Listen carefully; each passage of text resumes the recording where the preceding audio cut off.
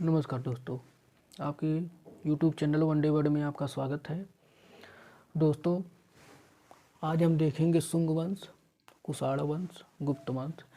दोस्तों, कुषाण वंश का कोई ज़्यादा प्रभाव बिहार में रहा नहीं है, तो जो दोस्तों इसमें वही केवल पढ़ाया जा रहा है जो बिहार की दृष्टि से इम्पोर्टेंट है, या बिहार के जो राजधानियाँ थी या बिहार के जो स्टेट्स थे, कोई उससे कुछ न कुछ उपलब्धि हासिल किया है या बिहार से कुछ संबंध रखता है, उसी शासक के केवल इसमें पढ़ाया गया दोस्तों।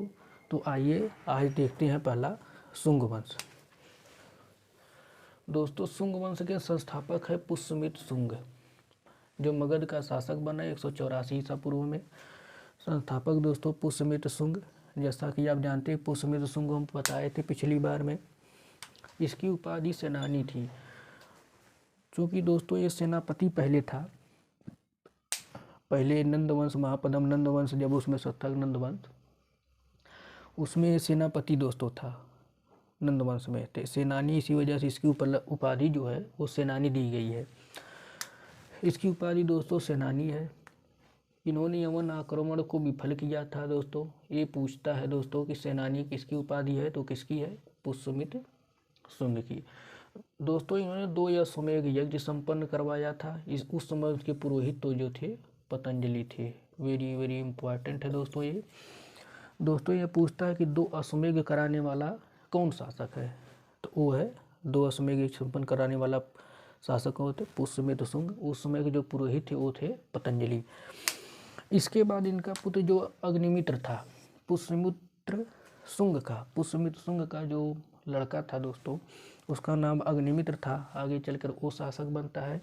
अग्निमित्र और मालविका की जो प्रेम कहानी है, इन्हीं के आधार पर कालिदास ने मालविका अग्निमित्रम नामक एक नाटक लिखा। दोस्तों, मालविका अग्निमित्रम किस पे लिखा गया है? शुंग वंश के शासक जो थे, संस्थापक पुष्यमित्र शुंग का लड़का अग्निमित्र, और मालविका की जो कहानी है मालविका अग्निमित्रम, उसी पर लिखा गया। किसके द्वारा? और कालिदास के द्वारा लिखा गया है। दोस्तों, इसकी अंतिम शासक जो था वो देवभूति था। शुंग वंश का अंतिम शासक जो था देवभूति था दोस्तों। चूँकि और इम्पोर्टेंट जितने शासक और भी इसमें हुए, लेकिन वो इम्पोर्टेंट नहीं है परीक्षा के दृष्टिकोण से, बिहार के दृष्टिकोण से, इस वजह से हम उसको नहीं पढ़ाए हैं। तो इसका अंतिम शासक जो था वो देवभूति था। देवभूति का मंत्री दोस्तों वसुमित्र था। वसुमित्र ने इसकी हत्या कर दी। किसकी हत्या कर दी? देवभूति की हत्या कर दी। और हत्या करके कण्व वंश की स्थापना करता है दोस्तों। जो कि कण्व वंश की स्थापना किया, कौन किया? वसुमित्र। ये दोस्तों पूछता है कि स्थापना कौन किया? कण्व वंश की स्थापना वसुमित्र ने किया दोस्तों। क्योंकि कण्व वंश में कोई विशेष रूप से पढ़ाने लायक है नहीं बिहार के दृष्टिकोण से, इस वजह से खाली जान लीजिए पहला शासक कौन था, इसके संस्थापक, और आखिरी शासक सुशर्मा दोस्तों इस वंश का अंतिम शासक था। ये भी दोस्तों इम्पोर्टेंट है कि सुशर्मा किस वंश का अंतिम शासक था? वो था कण्व वंश का। तो कण्व वंश के बाद जो कुषाण वंश आता है दोस्तों। कुषाण वंश का संस्थापक कुजुल कडफिसेस था, जिसका बिहार के दृष्टिकोण से कोई इम्पोर्टेंट नहीं है। लेकिन कुषाण वंश में एक अगला शासक होता है, वो है कनिष्क। कनिष्क ने दोस्तों पाटलिपुत्र को विजिट कर अश्वघोष को अपने साथ ले गया था दोस्तों। ये पाटलिपुत्र से कौन ले गया था? पाटलिपुत्र को विजिट कौन किया था? कनिष्क। कहाँ का? कुषाण वंश का स्थापक था दोस्तों। ये नागार्जुन दो हैं। नागार्जुन नालंदा के रसायन विज्ञ थे। ये इम्पोर्टेंट है दोस्तों। ये पूछता है कि नागार्जुन नालंदा के प्रसिद्ध रसायन विज्ञ कौन थे? वो थे नागार्जुन दोस्तों। रसायन विज्ञान में जो बीकर है, हम उसमें जो प्रयोगशाला में रखकर पानी वानी या लिक्विड रखकर कुछ प्रयोग करते हैं, उसका आविष्कार दोस्तों, ये बीकर का आविष्कार नागार्जुन ने किया है। तो बीकर का आविष्कार दोस्तों कौन किया है? नागार्जुन ने किया है दोस्तों। कुषाण साम्राज्य के बाद पाटलिपुत्र पर लिच्छवियों का शासन रहा। किसका शासन रहा? लिच्छवियों का। तो ये पूछा नहीं है, लेकिन हो सकता है पूछ दे, तो इस वजह से याद रखिएगा दोस्तों। इस तरीके से कुषाण वंश के बाद अब गुप्त वंश का आता है। तो गुप्त वंश में देखिए दोस्तों, ये है, इसमें समुद्रगुप्त, कुमारगुप्त और स्कंदगुप्त। समुद्रगुप्त का प्रयाग प्रशस्ति अभिलेख, कुमारगुप्त का बिलसंड अभिलेख स्तंभलेख, और स्कंदगुप्त का भीतरी स्तंभलेख से पता चलता है कि इनके आधार पर प्रयाग प्रशस्ति, विलसंड स्तंभ लेख और भीतरी स्तंभ लेख के आधार पर पता चलता है कि गुप्त वंश का प्रथम शासक श्रीगुप्त था। कौन था? श्रीगुप्त था।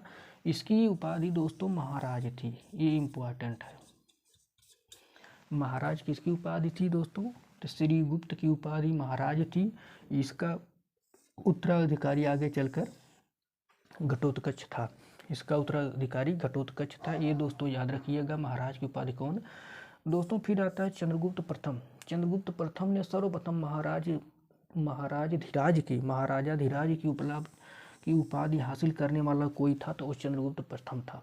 सर्वप्रथम कोई महाराजा धीराज की उपलब्धि हासिल की तो चंद्रगुप्त प्रथम। दोस्ती इसकी उपाधि पति लिच्छवी की राजकुमारी जो थी कुमार देवी, जो पाटलिपुत्र लिच्छवियों का शासन रहा दोस्तों। ये देखिए, फिर कुमार देवी जो थी वही लिच्छवी की थी। लिच्छवी दोस्तों उसमें बहुत मजबूत स्थिति में था। तो लिच्छवी जो राजकुमारी देवी थी कुमार देवी से चंद्रगुप्त प्रथम का शादी हो गया। दोस्तों 319 ईस्वी में गुप्त संवत की स्थापना किया। कौन शुरू किया था? चंद्रगुप्त प्रथम ने 319 ईस्वी में अपना राज्याभिषेक किया और राज्याभिषेक के उपरांत ही तुरंत 319 ईस्वी में गुप्त संवत की शुरुआत की। तो इस तरीके से दोस्तों ये भी बहुत इंपॉर्टेंट है, वेरी इंपॉर्टेंट। तो ये दोस्तों पूछा है ये सब क्वेश्चन। तो इस तरीके से दोस्तों हमने आज पढ़ा शुंग वंश, कुषाण वंश, जो इंपॉर्टेंट, फिर आखिरी में गुप्त वंश हमने देखा है। तो इस तरीके से दोस्तों आइए एक बार फिर से रिवीजन कर लिया जाए। दोस्तों शुंग वंश का संस्थापक जो था पुष्यमित्र शुंग था। ये मगध का शासक बना। 184 में उपाधि इसकी सेनानी थी। यवन आक्रमण को विफल इन्होंने किया था। 2 अश्वमेध यज्ञ इन्होंने करवाया था, जो ये भी इंपॉर्टेंट दोस्तों। इनके पुरोहित पतंजलि थे। इसके बाद इनका पुत्र अग्निमित्र हुआ। अग्निमित्र और मालविका की जो कहानी है दोस्तों, कालिदास ने उस पर एक नाटक लिखा जिसे मालविका अग्निमित्रम के नाम से जाना जाता है। दोस्तों इसका अंतिम शासक जो हुआ था वो देवभूति हुआ था। देवभूति का मंत्री जो था वो था वसुमित्र था दोस्तों। इसकी हत्या कर कड़वंश की स्थापना किया। वसुमित्र ने कड़वंश की स्थापना किया। कड़वंश का आखिरी शासक जो था वो सुशर्मा था दोस्तों। फिर उसके बाद आता है कुषाण वंश। कुषाण वंश के संस्थापक कुजुल कर्पेशिस थे। इसी कुषाण वंश का एक शासक था कनिष्क। कनिष्क ने पाटलिपुत्र को विजित कर अश्वघोष घोष को अपने साथ ले गया दोस्तों। नागार्जुन जो थे नालंदा के प्रसिद्ध रसायनविद थे और नागार्जुन ने ही बीकर का आविष्कार किया था दोस्तों। कुषाण साम्राज्य के बाद पाटलिपुत्र पर लिच्छवियों का शासन रहा दोस्तों। जब कुषाण वंश खत्म हो गया उसके बाद पाटलिपुत्र पर लिच्छवियों का आक्रमण हो गया। फिर आता है दोस्तों गुप्त वंश। दोस्तों गुप्त वंश, समुद्रगुप्त का प्रयाग प्रशस्ति, कुमार गुप्त का बिलसंड स्तंभ लेख और स्कंद गुप्त का भीतरी स्तंभ लेख से ये पता चलता है कि गुप्त वंश का सर्वप्रथम शासक कौन था? श्रीगुप्त था, जिन्होंने महाराज की उपलब्धि हासिल की थी। महाराज की उपाधि इन्होंने धारण कर रखी थी। इनका उत्तराधिकारी जो था वो घटोत्कच था। ये दोनों दोस्तों पूछ चुका है कि महाराज की उपाधि कौन हासिल किया था? वो श्रीगुप्त था।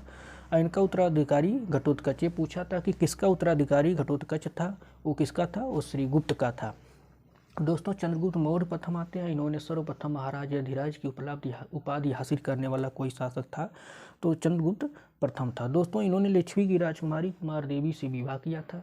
इन्होंने 319 ईस्वी में दोस्तों अपना राज्याभिषेक किया। राज्याभिषेक के उपरांत ही तुरंत एक गुप्त संवत की शुरुआत किया इन्होंने। किसके उपलक्ष्य में? ये पूछता है राज्याभिषेक के उपरांत, यानी राज्याभिषेक की उपलब्धि में इन्होंने गुप्त संवत की शुरुआत की थी। कौन सन में? 319 ईसा पूर्व में हुई थी। तो इस तरीके से दोस्तों हमने शुंग वंश देखा, कुषाण वंश और गुप्त वंश को हमने देखा। बीच में यहाँ पर कुछ छोटा सा वंश एक था कड़वंश, जिसके संस्थापक दोस्तों वसुमित्र ने हत्या कर दी थी, वसुमित्र थे। तो इस तरीके से दोस्तों हमने आज ये क्लास में देखा। धन्यवाद दोस्तों, मिलते हैं अगली अच्छी क्लास में। जय हिंद।